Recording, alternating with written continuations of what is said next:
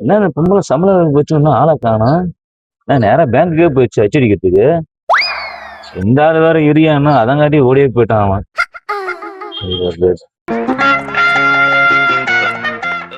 இந்தாப்பா, எங்கப்பா உன் கூட இருந்தவரை காணா?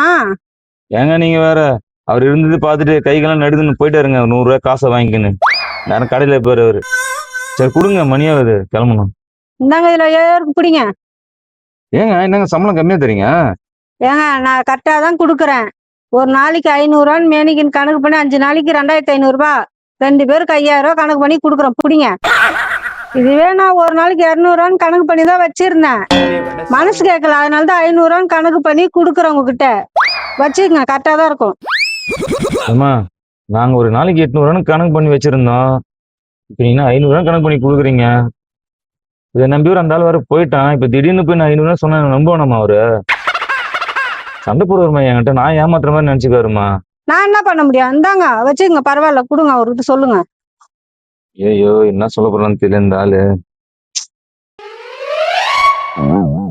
அம்மா இன்னொரு 1000 ரூபாய் கூடாமா? ஏங்க, என் மனசாட்சிக்கு தகுந்த மாதிரி நான் உண்மையா தான் உங்களுக்கு கூலி கொடுத்துருக்குறேன்.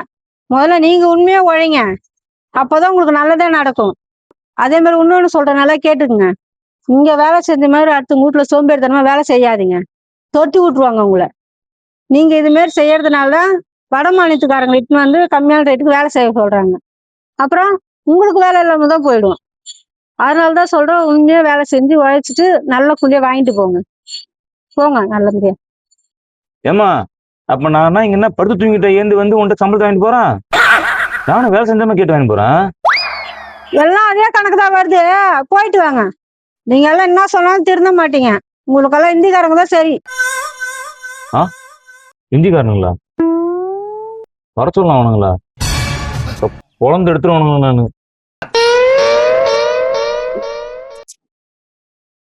அவர் இருக்கக்குள்ளேயே நம்ம 200 தான் சொல்லிச்சு ஆரம்பத்துல. இப்ப 200 கணக்கு பண்ணுனா 5 நாளைக்கு 1000 ரூபாய் ஆகுது. 1000 ரூபாய் அவசர கூலியை கொடுத்துட்டு 1000 நம்ம ஆட்டை போட்டு போய் வந்துட்டான்.